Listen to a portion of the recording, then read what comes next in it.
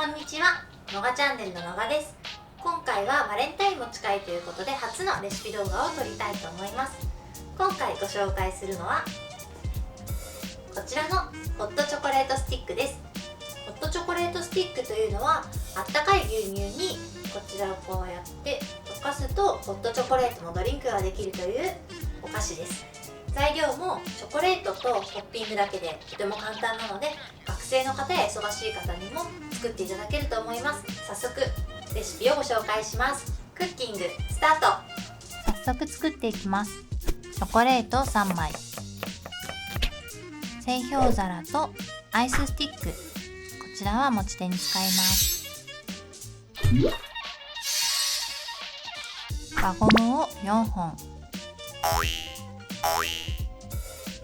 とはトッピング用にマシュマロとキャラメルクランチ、ココナッツガムを用意しました。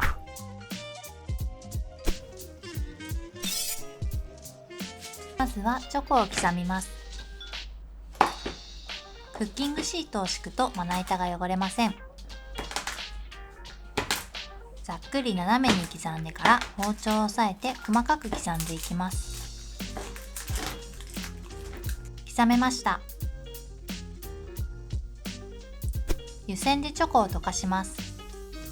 お湯を入れた鍋よりも大きいボウルを使うと湯気が入ったりお湯が混ざったりしません。溶けたら製氷皿にチョコを入れます。練って取り出せるしなる型がおすすめです。チョコを入れたら製氷皿に2本ずつ輪ゴムをかけます。輪ゴムの間にアイススティックを立てていきます。こうするとアイススティックが倒れません。チ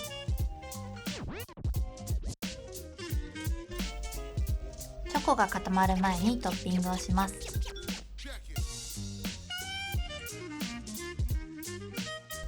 たっぷりとのせましょう。冷蔵庫で固めます。固まったら型から外します。硬くて取り出せない場合は周りを少し温めると外せます。完成です。ダイソーで買ったシールを飾りでつけます。マスキングテープを貼って端をリボンのように切っても良さそうです。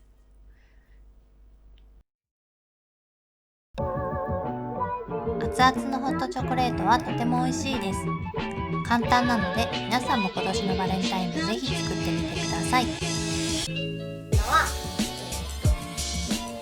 あったかい牛乳にこちらを溶かすとホットチョコレートドリンクができるというお菓子です。すごく簡単。